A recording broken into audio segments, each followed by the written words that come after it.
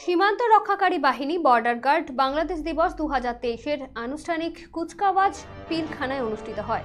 সোমবার সকাল 9:30টায় বিজিবি সদর দপ্তরের বীর উত্তম আনোয়ার হোসেন প্যারেড গ্রাউন্ডে বাংলাদেশের প্রধানমন্ত্রী শেখ হাসিনা প্রধান অতিথি হিসেবে উপস্থিত ছিলেন। তিনি আনুষ্ঠানিক কুচকাওয়াজ পরিদর্শন ও অভিবাদন গ্রহণ করেন। এ সময় প্রধানমন্ত্রী শেখ হাসিনা বলেন, 15 বছর আগে পিলখানায় বিডিআর বিদ্রোহে সংঘটিত হত্যাকাণ্ডের মতো ঘটনার পুনরাবৃত্তি যেন আর কখনো না ঘটে সেই প্রত্যাশা। স্বজন হারানোর বেদনা যে কত কঠিন সেটা বোধহয় আমার থেকে বেশি আর কেউ উপলব্ধি করতে পারে না। তবে যারা এই ঘটনা ঘটিয়েছে তাদের বিচারের আওতায় আনা হয়েছে। এ ধরনের ঘটনা যেন আর কখনো না ঘটে।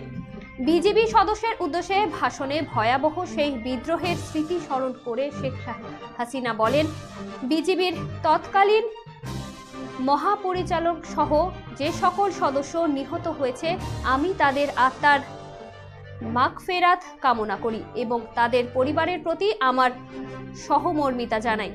2019 সালের 25 ও 26 ফেব্রুয়ারি ঢাকার পিলখানায় সীমান্তরক্ষী বাহিনীর সদর দপ্তরে বিদ্রোহের ঘটনায় 57 সেনা কর্মকর্তা সহ 74 জন নিহত হন।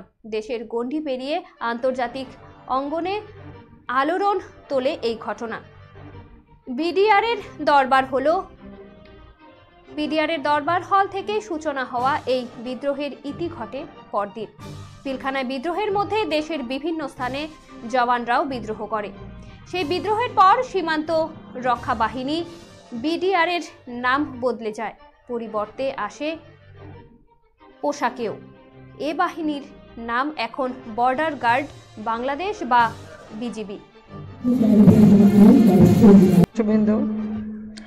দেশের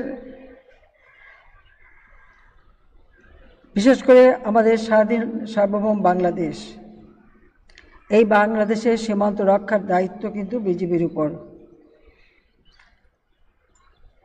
সীমান্ত রক্ষার পাশাপাশি চোরাচালান, মাদক চালান সহ নারী শিশু পাচার বিভিন্ন কাজ বিজিবি অত্যন্ত দায়িত্বের সাথে সেগুলি প্রতিরোধ করে থাকে এবং এই চোরাচালানি মালামাল আটক করতে সমর্থন হন।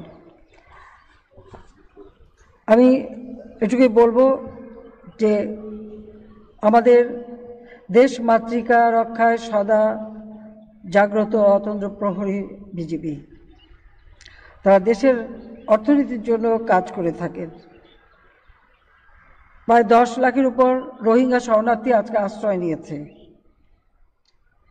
সেখানে আমাদের বিজিবি সহ সশস্ত্র বাহিনী, পুলিশ বা র্যাব সকলেই সেই এলাকাটা নজরদারি রাখছে। আমরা মানবিক